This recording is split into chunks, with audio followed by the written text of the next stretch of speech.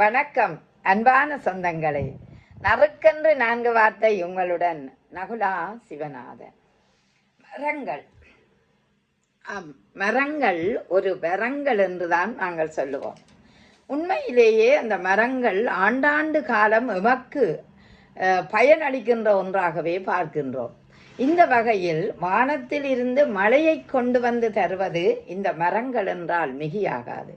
மரங்கள் இல்லையேல் மழை வீழ்ச்சி கூட குறைவாகவே இருக்கும். இந்த மண்ணின் வளம் கூட செழிப்பாக இருக்காது மழை இல்லாவிட்டால்.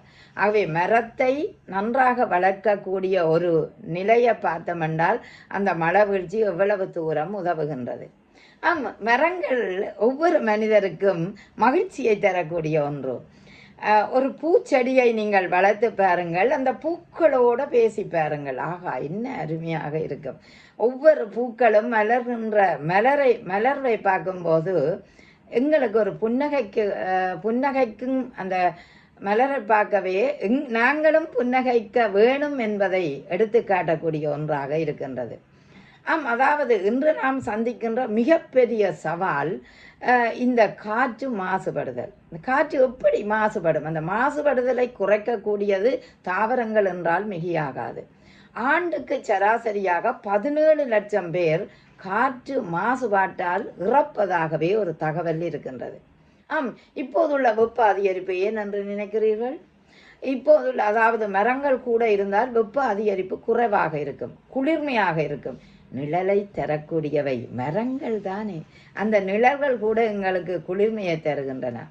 அதாவது வெயிலின் அருமை நிழலில்தான் தெரியும் என்று சொல்வார்கள். அந்த வெயில் அவ்வளவு கொளுத்தி கொண்டிருக்கும் போது மரத்தின் நிழல்ல இருந்தமெண்டா இவ்வளவு மகிழ்ச்சி இருக்கும்.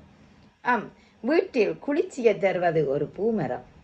நீங்கள் ஒவ்வொரு தரம் பூமரங்களை வைத்து வீட்டில் பார்த்தீர்களானால் அந்த மரங்களின் மகிழ்ச்சி, அதை விட குளிர்ச்சி எங்களுக்கு தானாகவே இருக்கும். தன்மை இருக்கும் என்று சொல்லுவார்கள் மரங்கள் இருக்கும்போது. மரங்கள் அதிகமுள்ள இடங்களில் வசிக்கும் குழந்தைகளுக்கு அஸ்மா நோய் குறைவாக இருப்பதாக சொல்லுகிறார்கள். அது வருகிறதே இல்லையா?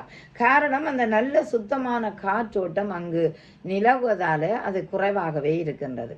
அடுத்தது, மரங்கள் மன எழுச்சியை, அதாவது மன அழுத்தத்தை குறைக்கக்கூடியவை. நீங்கள் பார்த்தீர்கள் என்றால் விஞ்ஞான ஆராய்ச்சியில் ஒரு பூவுக்கு ஒரு வயலினை வாசிக்கும் போது அந்த பூ மலர்கிறதாக பார்க்கின்றோம். ஒரு இசையை கேட்டவுடன் அது துளிர்க்கக்கூடிய வல்லமை அந்த மரங்களுக்கு இருக்கின்றது. ஆகவே இன்பமான ஒரு வெள்ளமான இசையை அந்த தாவரங்களோடு இணைஞ்சு பார்க்கும்போது எங்கள் மரங்களும் குளிர்ச்சி அடையக்கூடிய வாய்ப்பு இருக்கும். மரம் சார்ந்த பகுதிகளில் வாழ்பவர்கள் ஆரோக்கியமான வாழ்க்கையில் இருக்கிறார்கள். எனவே மரம், பூ, செடி இவை எங்களுக்கு மகிழ்ச்சியை தருவது மட்டுமல்ல, ஆரோக்கியத்தை தருவது ஒன்றாகவே இருக்கின்றது. பெரிய மரங்களை எடுத்துக்கொள்ளுங்கள். ஆண்டுதோறும் வளர்கிற மரங்களால் என்ன ஏற்படுகின்றன? நீண்ட காலம் அந்த மரங்கள், தென்னை மரங்கள், பனை மரங்கள் இவற்றை பார்த்தால் ஆண்டாண்டு காலம் வாழக்கூடியவை. அதே போல பயிர்கள் நல்ல அழகாக செழித்திருக்கும் போது மகிழ்ச்சியாக இருக்கும்.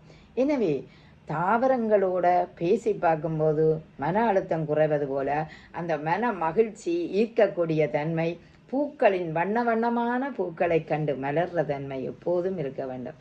அதனால் பூக்களையும் செடிகளையும் வீட்டில் வளர்த்து பாருங்கள், உங்களுக்கு மகிழ்ச்சி தானாக கிடைக்கும். நன்றி, வணக்கம்.